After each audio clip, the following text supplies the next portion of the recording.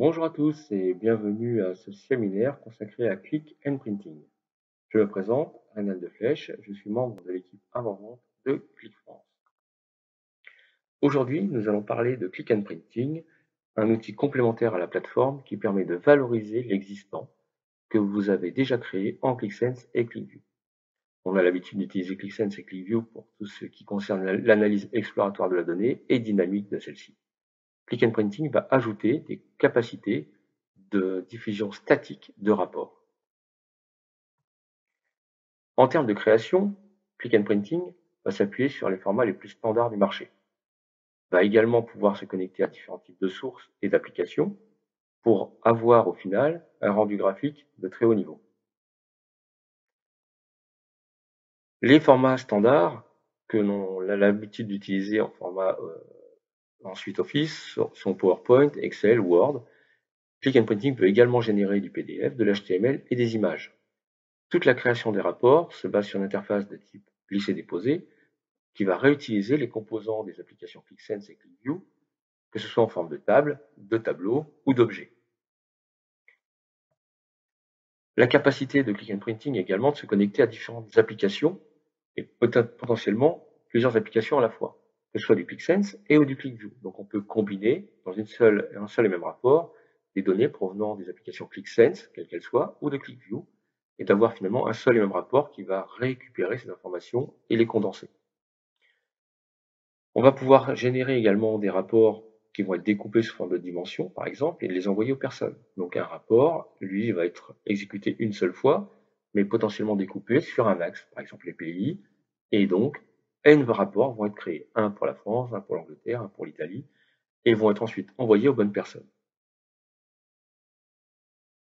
En termes de résolution graphique, on est capable d'atteindre des très hauts niveaux de qualité graphique, quel que soit le format, et un format spécifique existe qui s'appelle le pixel perfect, qui permet de générer des rapports, comme son nom l'indique, au pixel près, et d'avoir finalement des rendus très très spécifiques si on le désire en termes de rapports statiques. En termes de gestion, Click and Printing s'appuie sur une plateforme commune et unique, peut gérer tout ce qui concerne la montée en charge, pour gérer le nombre de rapports, mais également les nombres des destinataires et le nombre d'envois, et également gérer toute la notion de sécurité, que ce soit dans l'application, mais également dans les données au niveau des rapports. Au niveau de l'interface, on va valoriser cette interface-là à travers une interface web qui va permettre de générer et de créer toutes les applications, les connexions, et également les rapports et les tâches de diffusion, que ce soit basé sur les applications ClickSense ou ClickView. On va pouvoir gérer également toute la montée en charge avec des exécutions en mode simultané sur des gros volumes potentiellement, avoir une répartition de charge et une gestion de la priorisation des tâches. Le but étant toujours de diffuser le plus de rapports au plus de personnes dans le moins de temps possible. On peut également gérer toute la notion de sécurité avec la possibilité évidemment de gérer la sécurité applicative, à savoir quand je me connecte à Click and Printing, qu'est-ce que je dois faire en termes d'administration, de création, mais également en termes de sécurisation dans la donnée. Donc on peut réutiliser la sécurisation de la donnée si elle existe déjà dans les applications ClickSense et ClickView à travers les Section Access. Donc on peut complètement réutiliser cette sécurité-là. Mais si ce n'est pas le cas ou si on souhaite modifier cette sécurité, on peut créer une nouvelle sécurité au niveau de Click and Printing. Parce que quand on veut faire une diffusion à l'extérieur, par exemple, on n'a pas forcément ces utilisateurs intégrés. Et donc on veut quand même sécuriser cette information. Si on veut générer un rapport et l'envoyer à ses fournisseurs, on va pouvoir créer un seul rapport et l'envoyer à chaque fournisseur avec uniquement les jeux de données correspondant à celui-ci. En termes de diffusion, plusieurs modes sont possibles. Des modes de diffusion en mode push à travers différents canaux. Donc le push, c'est de l'envoi, mais également en mode pull, où je vais récupérer moi-même l'information que je désire à l'instant donné, ce qu'on appelle à la demande, et éventuellement d'avoir un accès à un portail de type self-service pour gérer et pour manipuler ses propres souscriptions. Le type d'envoi, quand on est en mode envoi pur, donc là on va pouvoir avoir une centralisation de toutes les informations, de toutes les tâches qui vont être générées au niveau du portail. On va pouvoir gérer également la notion d'automatisation, que ce soit à travers l'automate intégré in printing, mais potentiellement avec un automate externe qui va piloter celui-ci grâce aux API. Et l'objectif, c'est toujours d'envoyer les bonnes données aux bonnes personnes dans le temps qu'on souhaite. On va l'envoyer sous différents formats et sous différents canaux. Le canal, ça peut être simplement par mail, ça peut être en fichier, ça peut être sur un serveur web, mais ça peut être également sur le portail ClickSense, ou alors ça pourrait être directement dans le portail qu'on appelle le Newsstand, qu'on va voir dans quelques instants. On a un autre mode qui est à l'inverse du mode envoi, qui est le mode je récupère quand je le désire. Donc c'est ce qu'on appelle à la demande, le on demand. La personne, dans ces cas-là, est connectée dans son application ClickSense ou ClickView, fait son analyse et à un instant donné appuie sur un bouton qui est un bouton intégré, un objet de ClickSense ou de ClickView, et quand il va appuyer dessus, il va générer la génération d'un rapport qui va lui utiliser les sélections actives. Donc si vous êtes sur une sélection sur un pays, sur un produit, sur une année, le rapport va utiliser ces sélections-là pour être exécuté. Et ensuite, l'utilisateur, lui, va pouvoir récupérer, télécharger ce rapport qui va être automatiquement généré. Le troisième mode, c'est le mode en mode self-service, où on est capable d'utiliser le portail Newsstand qui peut être un canal de diffusion. Donc les documents et les rapports peuvent être stockés à ce niveau-là, on peut les consulter, on peut voir éventuellement l'historique. Si un rapport a été envoyé par exemple, toutes les semaines, donc on a décidé de garder les 5 10 dernières versions du rapport, on est capable de consulter l'historique et donc de les revoir pour les retélécharger. On est capable également à travers ce portail d'avoir accès, si on a le droit de le faire, à une souscription. La souscription, c'est plutôt j'ai une tâche qui m'a été envoyée toutes les semaines, un rapport qui m'a envoyé toutes les semaines, c'est très bien, mais moi je le veux également, non pas le lundi, mais je le veux tous les mercredis. Soit je demande à l'équipe de générer pour moi une nouvelle tâche, soit je crée moi-même ma nouvelle tâche en quelques clics, d'une manière très simple, et je vais récupérer uniquement pour moi-même ce rapport le mercredi. Donc en résumé, l'objectif est de valoriser et de donner encore plus de valeur à la plateforme Click. Vous avez toujours en amont la partie ClickSense et ClickView avec vos applications. Vous rajoutez la partie Click and Printing de manière à créer des rapports selon différents formats, s'appuyant sur différentes sources que sont les applications ClickSense ou ClickView pour avoir des rendus de très haut niveau. On va pouvoir gérer ça à travers une seule et même plateforme web, avoir une gestion de la montée en charge et bien sûr gérer toute la notion de sécurité, que ce soit au niveau de l'application, mais également au niveau des envois des différents rapports. Et tout ça, on va pouvoir partager également selon différents canaux, que ce soit des canaux standards, en mode push, donc en mode diffusion, j'envoie selon éventuellement différentes conditions d'exécution, ou alors en mode pull, je vais récupérer mon information et j'exécute à un instant donné le rapport, voire générer moi-même ma propre tâche quand je le désire, si on m'a donné le droit de le faire. On va parler rapidement de l'architecture. En termes d'architecture, 3 composants font partie de l'offre Nprinting. On a le Nprinting Server, le Nprinting Engine et le Designer. Ce sont les 3 parties qui peuvent s'installer. Les autres composants, Web Console, font partie du Nprinting Server, Newsstand pareil, et le On Demand également, mais est intégré dans les applications ClickSense ou ClickView à travers l'aide de boutons. Tout ça va permettre de pouvoir générer les différents rapports. Alors, comment on va pouvoir installer? On a différents modes d'installation. Le premier mode, c'est le mode simple serveur. Donc, on va installer ça sur un seul et même serveur. Attention, on ne peut pas installer ce Nprinting sur le même serveur que du ClickSense ou du ClickView. Donc, il faut un serveur dédié pour le faire. Tous les composants vont être installés sur ce serveur. Donc là, c'est relativement simple. Et on a la capacité d'avoir deux types de licences. Un pour les entreprises petites et moyennes. Et donc l'offre s'appelle SMB. Ce SMB a des limitations. Il est limité à 250 destinataires maximum et à 2 développeurs. Et on ne peut pas rajouter de moteur supplémentaire. La limite de ce packaging. Le deuxième mode est le mode Enterprise, où lui, vous n'avez ni limitation de destinataire, ni limitation de développeurs. Et on a la capacité de rajouter des nouveaux moteurs si on le désire. Dans ce cas-là, on pourrait être sur un déploiement différent avec un serveur qui contient par exemple un Nprinting server, plus éventuellement un engine, un moteur, et un autre serveur avec un autre engine pour pouvoir justement gérer tout ce qui est répartition de charge et monter en charge au niveau du nombre d'envois et du nombre de destinataires. Le designer, lui, est un composant qui s'installe uniquement sur les postes des développeurs, qui va permettre de pouvoir créer les rapports et qui se lance uniquement à travers la console web. Donc, on ne peut pas le lancer en mode autonome, il faut se connecter à la console web et là, il va exécuter le designer sur son poste. Je vais vous montrer quelques exemples de rendu graphique. Un premier exemple qui pourrait être une présentation de type PowerPoint, où là, vous avez la capacité d'avoir un menu d'accueil, par exemple, avec l'orientation vers différentes pages, et ensuite le découpage de différentes slides. Ça peut être sur des dimensions, par exemple. Donc la même slide va être générée automatiquement selon différentes valeurs de dimension. La capacité également d'utiliser du Word et d'intégrer dans des modèles déjà existants ou dans un nouveau modèle. Donc on pourrait avoir un format déjà existant et d'intégrer simplement des composants graphiques à l'intérieur de celui-ci. Et également du Excel. Dans Excel, on est plus sur des formats tabulaires et sur des formes d'extraction un peu plus simples. En général, on ne réutilise pas forcément les formes graphiques de ClickSense et ClickView à ce niveau-là. On fait juste de l'extraction brute de la donnée et de la remise en forme au niveau de l'Excel. Et du Pixel Perfect, où là l'interface graphique de création est un petit peu différente. Par contre, le rendu graphique est exactement celui qu'on désire, avec toutes les capacités que l'on souhaite. Maintenant, passons à la démonstration.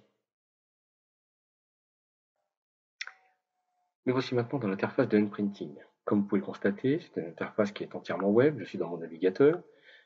Première chose que je vois, j'arrive sur un tableau de bord avec mon profil qui est administrateur, donc je vois tout.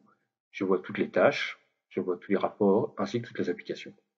Sur la partie haute, j'ai un menu, j'ai un bandeau qui est complet par rapport à mon profil, et je vais pouvoir vous expliquer tout ce qu'on peut faire avec Nprinting et comment ça fonctionne. Première chose à faire, on vérifie qu'on a bien un moteur qui tourne. Donc, dans mon cas, le moteur tourne déjà, mais normalement, on est censé le connecter. Donc, on fait ajouter un moteur, on le connecte, on lui donne l'adresse, on vérifie qu'il est en ligne. Donc, si là c'est bien le cas, il est en ligne, ça veut dire qu'on peut travailler. Ensuite, une fois qu'on a fait ça, il faut vérifier forcément l'activation de la licence, que tout fonctionne, rajouter la licence, et également certains paramètres, surtout les paramètres d'authentification, pour vérifier que l'authentification va être celle qu'on désire. Donc là, il y a deux authentifications possibles, une en click and printing classique, donc ça veut dire avec le login mot de passe Nprinting, et l'autre avec une authentification de type Windows. On pourrait également mettre du SAML, on peut personnaliser le portail Newsstand, donc choisir un logo, mettre un titre, choisir les couleurs primaires, secondaires, d'en-tête, etc.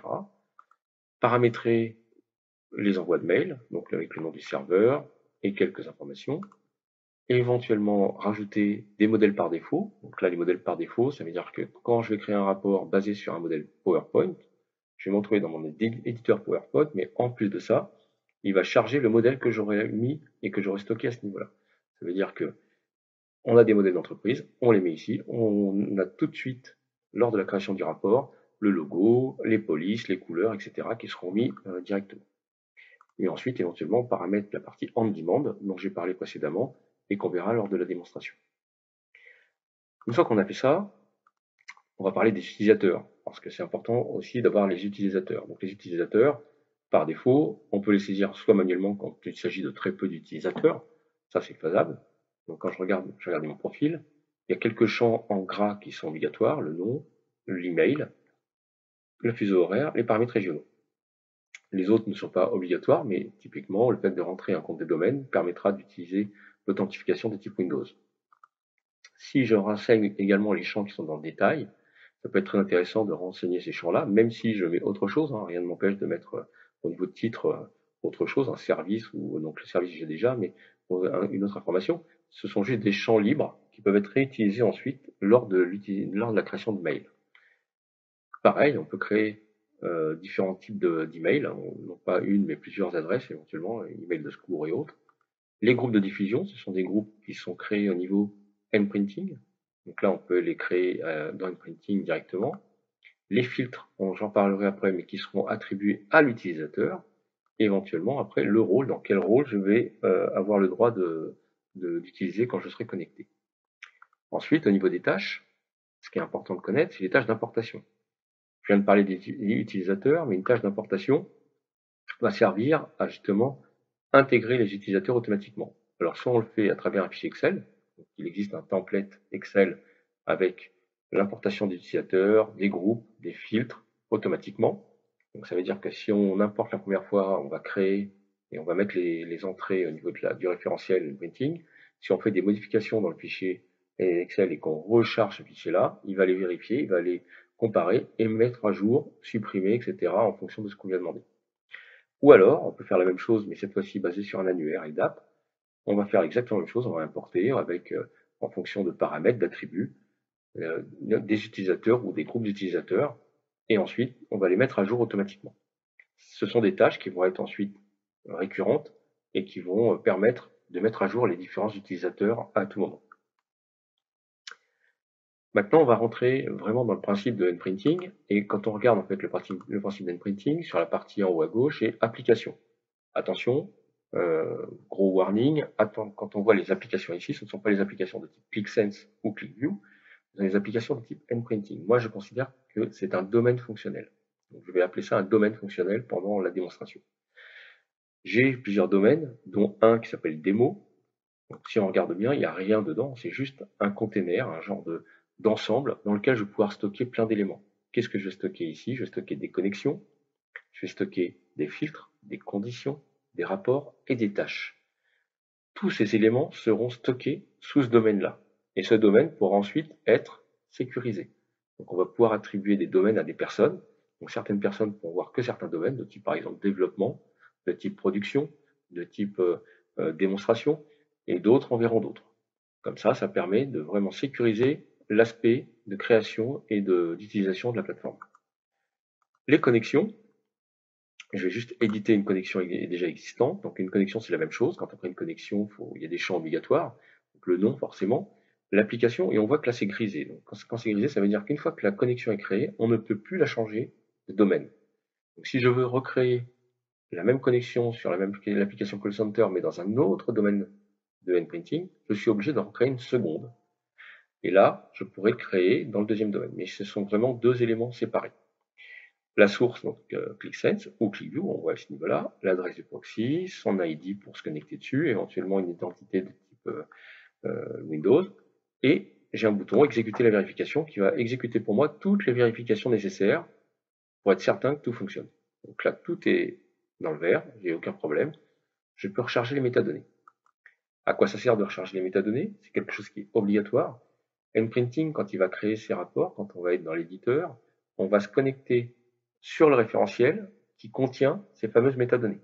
Donc on ne se connecte pas directement sur l'application ClickSense à chaque fois qu'on modifie ou qu'on crée un rapport, on se connecte uniquement sur le référentiel N-Printing et on se connectera sur les données de ClickSense uniquement quand on l'exécutera, soit à travers une tâche, soit à travers un mode d'aperçu pour vérifier que les données qui sont dedans sont les bonnes. Mais c'est tout. Donc là, la connexion a été mise à jour, les données sont rechargées, et là, je peux retravailler correctement. Ensuite, on a d'autres éléments, on a des filtres et des conditions. Donc les filtres, c'est pour justement limiter et mettre une sécurisation sur les données. Ces filtres peuvent être placés à différents niveaux. Ils peuvent être placés au niveau de l'objet, directement au niveau du rapport. Ils peuvent être placés au niveau du rapport lui-même, de la tâche ou de l'utilisateur. Donc chaque niveau, évidemment, a une importance différente. Quand on le met sur le rapport, ça impacte toutes les données du rapport. Quand on le met sur la tâche, ça impacte tous les rapports qui sont dans la tâche. On peut mixer des filtres à différents niveaux et de dire, voilà, je vais filtrer ce rapport-là sur un produit, par exemple, et un filtre spécifique sur la personne, et qui va être, lui, sur le pays. Donc un pays d'un côté, un produit de l'autre, ça va mixer, ça va coupler. Donc on va voir les deux filtres qui vont se mettre en œuvre. Ensuite, on a la possibilité d'avoir des conditions. Là, on parle de conditions d'exécution. Conditions d'exécution, ça peut être de dire, voilà, si tel élément, tel calcul dans l'application ClickSense maintenant est plus grand que la version précédente ou est plus grand qu'une certaine valeur, alors exécute la tâche. Et donc là, ça va être une condition d'exécution. Au niveau des rapports, on a différents, donc là on voit différents rapports, pareil, je peux filtrer au niveau de l'application seulement pour limiter, donc je suis dans l'application démo, dans le domaine fonctionnel démo, je clique sur un exemple, donc là par exemple call center, j'ai une description, et là on voit pareil, j'ai deux éléments qui sont grisés que je ne peux pas changer, c'est le type de rapport, le type c'est quand je crée un rapport, le type de création, donc là quand j'ai choisi PowerPoint, j'ai eu l'éditeur PowerPoint dans mon designer, c'est-à-dire dans la partie de création. Et pareil, le domaine fonctionnel, je ne peux plus le changer. Après, je peux changer d'autres éléments. Là, j'ai d'autres termes, dont par exemple le cycle. Si je veux l'activer, il n'y a pas de problème. Et qu'est-ce que ça va faire, l'activer le cycle? Ça va être simplement de dire, je veux faire autant de rapports distincts que de valeurs dans une dimension. Si je choisis le champ pays, ici, il va me créer autant de reports différents que de valeurs de pays différents. Donc j'aurai un pays France, j'aurai un rapport. J'aurai un pays Allemagne, j'aurai un deuxième rapport. Et ce sont des fichiers séparés. Alors que après dans l'application, on va le voir, dans le reporting, on va voir qu'on peut faire un rapport avec la même chose, mais découpé par page. Mais là, c'est vraiment découpé physiquement. On peut également activer la dénomination dynamique, qui est automatique dès lors qu'on met un cycle, pour pouvoir savoir exactement ce qu'on fait. Et on voit le petit bouton filtre, qui est au niveau du rapport. Si j'édite le modèle ici, je clique sur éditer le modèle, ça me lance le designer. Donc le designer lancé, je vois comment il se comporte. Sur la partie de gauche, j'ai des objets. Alors, j'ai pas tous les objets disponibles au niveau de l'application ClickSense, j'ai juste les objets que j'ai mis dans mon rapport. Parce que c'est ceux qui m'intéressent le plus. Donc là, par exemple, j'ai une page, j'ai marqué dans page, j'ai un groupe. Et ça veut dire qu'il va créer autant de pages que j'aurai de groupes différents. Pareil, ici, j'ai la notion d'image ou de tableau. Si je mets les images, ça veut dire que quand je vais faire ajouter un objet, quel qu'il soit, donc on voit que là je suis basé sur l'application Call Center et je vois tous les objets de l'application Call Center, mais je peux prendre des objets venant d'une autre application, mais uniquement dans le domaine fonctionnel démo, parce que je suis quand même dans cet espace-là. Si je prends un objet, là, dans ce cas-là, il va récupérer exactement la mise en forme, les couleurs qu'il y a et qui ont été définies au niveau de ClickSense ou de ClickView. Ce sont les objets tels qu'ils sont définis.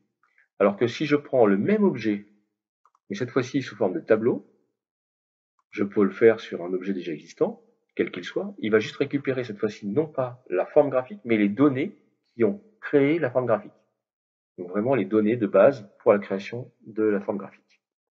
Je peux rajouter également des cellules, des variables, des formules, qui sont des formules avec des syntaxes click. Donc vraiment les formules type ClickSense ou ClickView, c'est à ce niveau-là, c'est les mêmes choses, c'est les mêmes fonctions.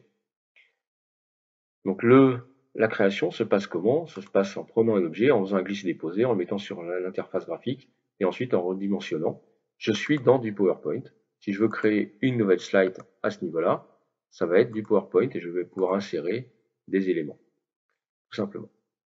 Si je clique sur aperçu, là je lance le moteur ClickSense. Il va s'exécuter et il va aller recharger les données dans ClickSense directement.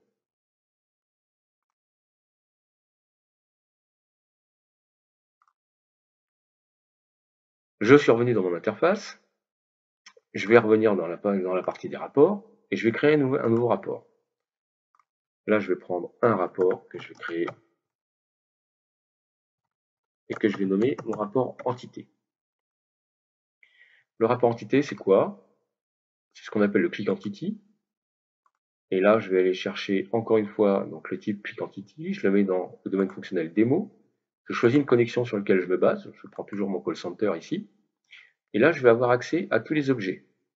En prenant le click entity, je ne vais pas avoir accès à l'éditeur de rapport. Je vais simplement dire, moi, ce qui m'intéresse dans l'application, c'est une forme graphique ou une page complète, parce qu'une page reste un objet, et c'est ça que je vais envoyer. Donc, je n'ai pas besoin de passer par une interface graphique du designer, par exemple. Je peux juste utiliser ce qui a déjà été créé de manière à l'envoyer. Donc, si je prends ici un objet ou une feuille, donc les feuilles, c'est S en premier, je peux prendre une feuille qui est marquée ici, ça sera directement un objet, j'ai juste à créer ça, et ça va fonctionner automatiquement. Là, j'ai juste une connexion sur l'application ClickSense, récupération des objets disponibles, et je prends un des objets que je vais décider d'envoyer, et après, s'il y a des filtres de sécurité, les filtres vont s'appliquer, et ça sera simplement filtré pour chaque utilisateur. Donc là, je suis sur la partie rapport. Maintenant, je vais passer sur la partie tâches. Une fois que j'ai mes rapports, ce qui peut m'intéresser maintenant, c'est de justement gérer ces tâches-là. Pareil, je choisis mon domaine fonctionnel démo, je vois les différentes tâches qui existent à ce niveau-là, je prends une tâche et je regarde comment elle est constituée. Une tâche, c'est pareil, il y a un nom, Encore une fois, le domaine fonctionnel, il est grisé, ça veut dire que je ne peux plus le modifier. Donc si je veux créer une deuxième tâche sur les mêmes rapports, mais dans un domaine fonctionnel différent, je dois en créer une seconde. J'ai des paramètres de jours à conserver et de rapports à conserver. Ça, c'est typiquement intéressant pour la partie newsstand. Donc, on le touche pas pour l'instant, on laisse ça 1.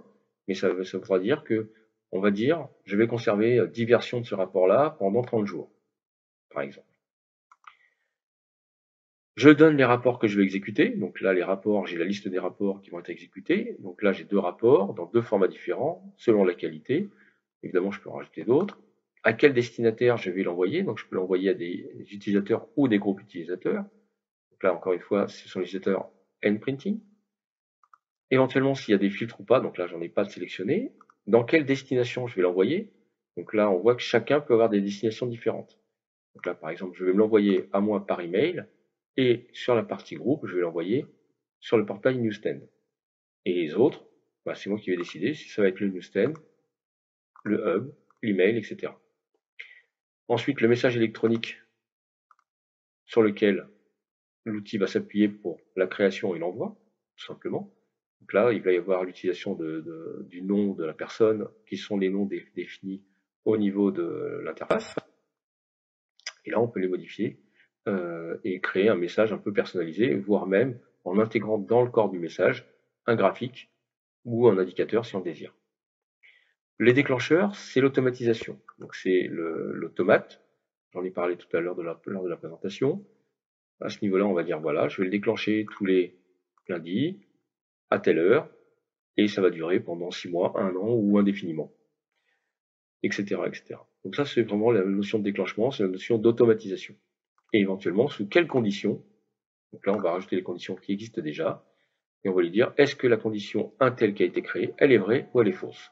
Donc c'est des systèmes un peu booléens pour savoir ce qu'on va exécuter ou pas.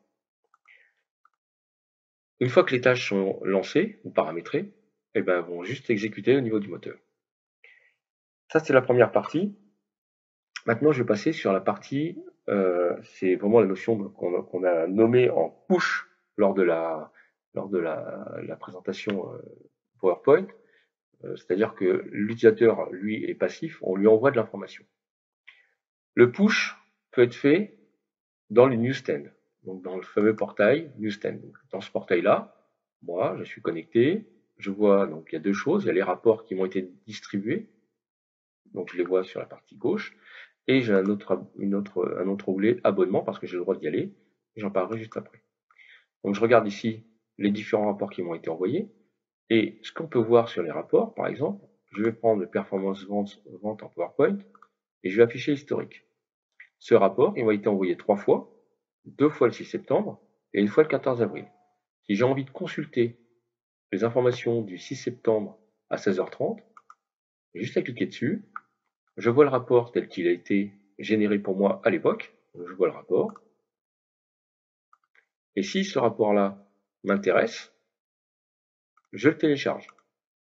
Donc juste un petit bouton télécharger, c'est mon espace finalement de stockage, mon espace de travail, et le rapport qui est là, il m'a été envoyé et je peux faire ce que je veux avec. S'il ne m'intéresse pas, je peux le supprimer, ou alors je ne fais rien du tout et je le laisse et il s'éliminera par lui-même avec la purge des documents. La même chose avec d'autres documents.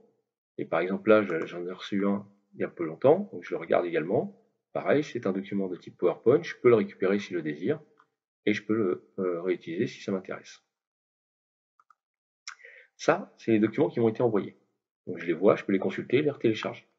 Mais je peux aussi me dire, par exemple, faire performance one PowerPoint qui a été programmé, qui m'intéresse maintenant, c'est éventuellement de me créer moi-même mon propre abonnement dessus. Donc je vais dire, moi ce qui m'intéresse, celui-ci, performance, alors je vais chercher parce que j'en ai beaucoup qui me sont disponibles, celui-ci, je le veux en format PDF, en qualité très élevée, et je vais lui donner mon rapport des ventes en PDF, et quand est-ce que je le veux. Donc pareil, je dis, moi ce qui m'intéresse, c'est de l'avoir par exemple tous les mercredis. Et c'est exactement la même chose en termes d'ordonnancement que tout à l'heure. Je peux créer moi-même ma tâche. Il n'y a que moi qui recevrai ce rapport-là. Donc j'exécute pas une tâche globale, j'exécute vraiment un rapport pour moi. et je vais la voir dans mon espace de travail. Ça, c'est le portail Newsstand pour faire de la récupération d'éléments qui m'ont été envoyés, ou alors de l'abonnement, de la souscription sur les différents rapports sur lesquels j'ai des droits. Dernier point, je vais dans mon application ClickSense.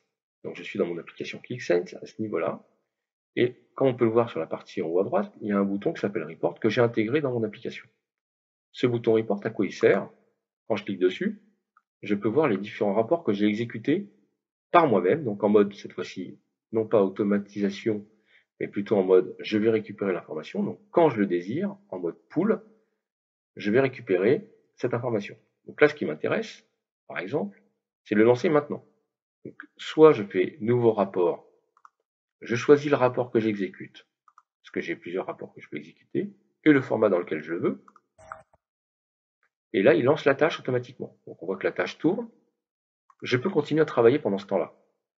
Si je fais des sélections en disant, tiens, ce qui m'intéresse, c'est uniquement les tickets de type chat et email, donc je valide ça, et puis ce qui m'intéresse, c'est uniquement le groupe 1, 2, 3, je vais dans Report, et là, ce que je vais lui dire, fais-moi cette fois-ci un nouveau rapport, mais rapide.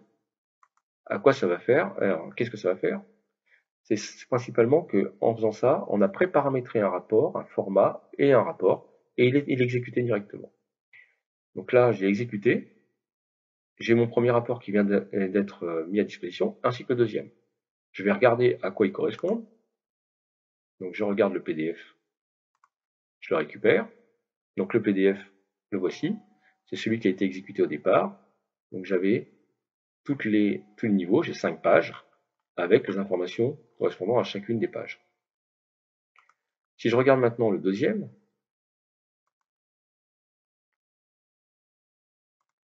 je vais lancer celui-ci, et on s'aperçoit d'une chose, c'est que j'ai uniquement 3 pages, parce que j'avais sélectionné 3 pages, et même les chiffres ne seront pas les mêmes par rapport à ce que j'avais avant, parce que j'avais également filtré sur certains types, de type chat et email only. Donc là, j'avais que 3 pages, que sur certaines sélections. Donc l'exécution à la demande permet de compléter la notion de ClickSense et également la notion de handprinting en mode distribution.